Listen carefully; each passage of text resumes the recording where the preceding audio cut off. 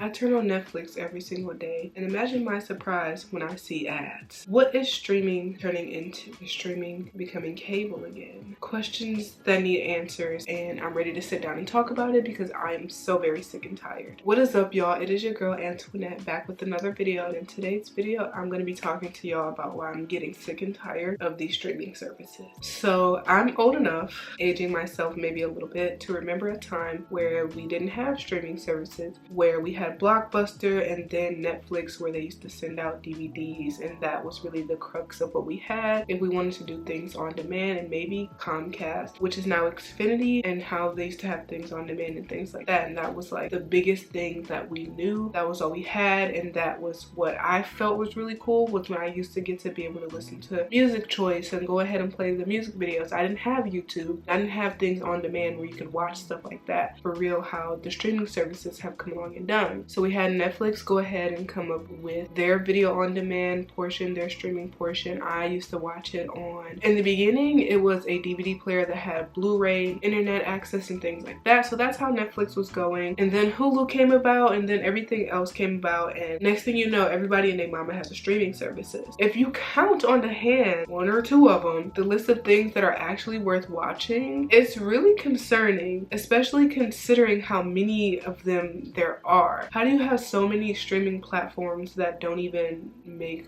good streaming? Maybe that's just me being biased, maybe that's just my opinion, but in my humble opinion, Netflix has not had anything really good in a long while, and I'm trying to figure out what's taking them so long to make episodes. Back then in the early 2000s, you had shows like Grey's Anatomy and everything like that, where you get 23 episodes a season, and some of them were filler, but you really were able to enjoy the show as an entirety and grow with the character, versus this binge watch worthy thing where they're only giving us 8 episodes, where we're only able to watch those 8 episodes concurrently, and we binge them, and then there's nothing else about it. It just dies off, and then you don't know about it ever again. And I think that worked with Stranger Things until they started waiting 3 years every season. The point of streaming services was to be able to have and pick and choose what you want, and I feel like they've become a little greedy with what they're doing, and even if it's making a profit or not, their whole entire model and system that they're doing, there's no point of it. We might as well get cable back. Netflix recently, I saw, because I have T-Mobile, they recently came out with an ads tier, and the whole reason that a lot of us have Netflix, have Hulu, have anything like that is because we don't want to see ads. I've noticed every single streaming services has an ads tier, and it's getting to the point where you can't even skip the ad. There's no option to just click past it, especially YouTube. YouTube, okay, I can deal with a 5-second ad. I can deal with it in 5 seconds you can skip, but at this point, everything I'm watching on YouTube, on Netflix, on Hulu is you have to wait for this amount of time before you can skip, or you just can't skip it at all ever. What was the point of me paying that? So now I have to pay more money to go ahead and get the no ad that's showing me the exact same shit just without ad, and you call that a deal? I don't know, I'm getting mad about it. It's pissing me off, because why are we doing this? Why as consumers are we even taking this, and why is the power not in our hands when it comes to stuff like that? I just think that there's nothing ever to watch at all, and then now you're making me pay for ads, and then if I don't want to pay for ads, I can't skip them in any way. Production quality is gone because we have to wait years and years to remember what the show even was about, so now you have to go back and watch everything. Like, just pack it up, just wrap it up, we're done. We don't want that. I think that one streaming services that really has it really good, but they're still lacking, it's kind of dull and confusing in a way, is Amazon Prime Video. First of all, they just introduced ads, so a minus for them.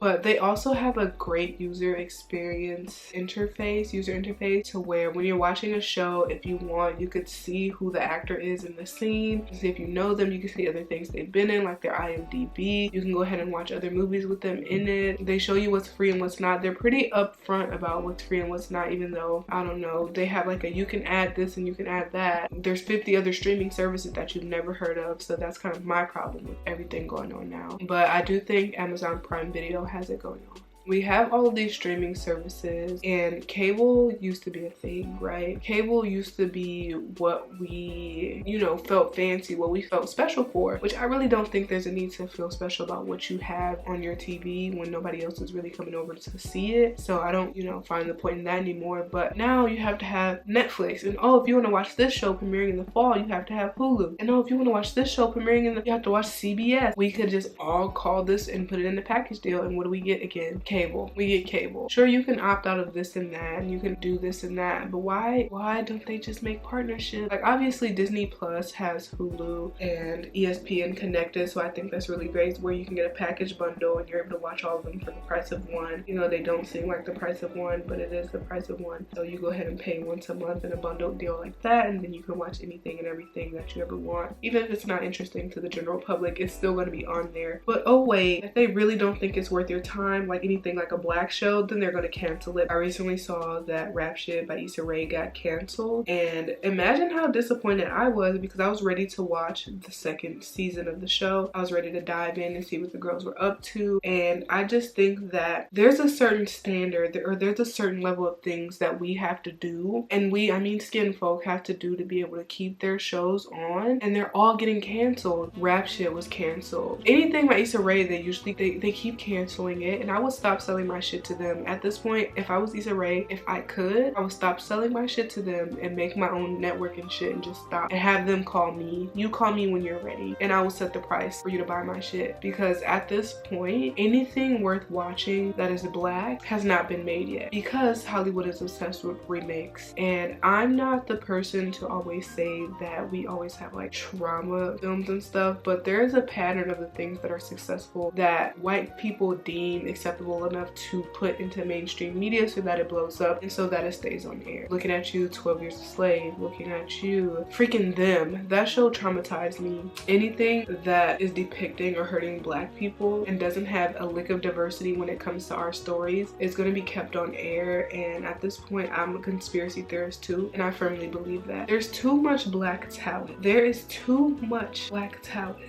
Black writers, black actors, black singers, black dancers, black people that want to create and make movies and films that would be different, that we can already see are different, and instead they choose black things that pander to a white audience because we know that's what's going to get made. American Fiction came out and I didn't even know it was a thing because the marketing was not there. And I understand that unless we put ourselves into these rooms and force our way and knock our way in, that we're not going to be able to see a lot of these things that are happening and that are being made because they're not being marketed towards us. I didn't know Origin by Ava DuVernay was coming out. I didn't know any of these things were coming out because the marketing is not there, and I'm just trying to figure out where and how we can allocate the budget back into the black dollar, because we used to have UPN where Girlfriends was on and Half and Half and everything that was black was on, and I just wonder how we went backwards and what happened and how we're going to get that back. Because while I see that Tubi is very much a platform for short filmmakers, for small filmmakers to go ahead and do that, there's a level of budget that is lacking that makes it hard for me to personally watch it.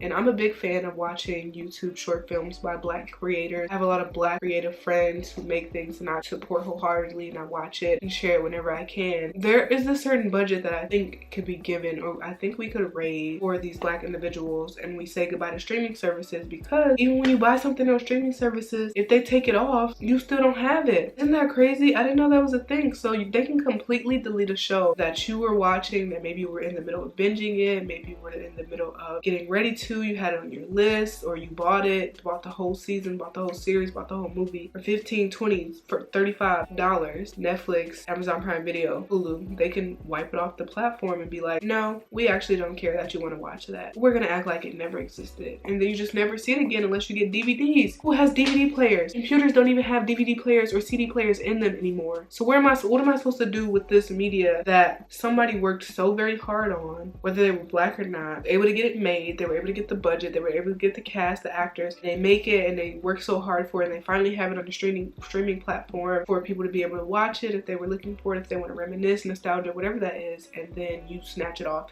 and pretend like it never existed, and then I don't even get paid for it. And where I'm going with that, it's like the money is there, but the executives are not the smartest people, and they're not giving what needs to be given. I think we've fallen so off the horse and off the wagon when it comes to content creation and movie making and filmmaking. Just anything that is worth having, it seems like these executives are throwing it out for remakes. I'm sorry, nobody asked for Another Color Purple. Nobody asked for another Little Mermaid. Nobody asked for any of the other thousands of remakes they made. There's a lot of original stories by original people and original characters that are being made every day that they don't want to bring out. And it's a little confusing. On one hand, nostalgia does sell. Also, it doesn't. It's boring. It's not risky. It's not the point of filmmaking that I thought everybody would want to get into it for, to be able to write and create your own things and to bring those to life and to make new stories and not recycle old things just because it'll make you a quick buck and you can go to the next one. I think I see more of that thirst for originality when it comes to small creators and small filmmakers who still want to make something original, who still want to tell different stories, and who don't want to remake things just because an executive said so. So basically, I just wanted to say there's nothing on Netflix that I want to watch, and I'm kind of pissed about it. And that was my couple-minute rant on that. I really want to see diverse stories, not just from Black people, from everyone, and I'm tired, sick and tired of the remakes. And I love superhero movies, but they're becoming like just any old movie too. I remember when back then it used to be a really big thing to be in a Marvel movie, and now it's not, because the way that they're portraying POCs and the way that they have the storytelling kind of makes it so lackluster, because you know they like just wanted to do diversity and inclusion just to have it, but really put no thought and heart and marketing into those pieces. And so with that, I do hope that I can make my own branding. This is not to plug myself or anything. This is to plug Black creatives and streaming services. We need to get it together when it comes to that, and I really hope in the future everyone can see themselves in some form of media. And I will see y'all in the next video. Peace.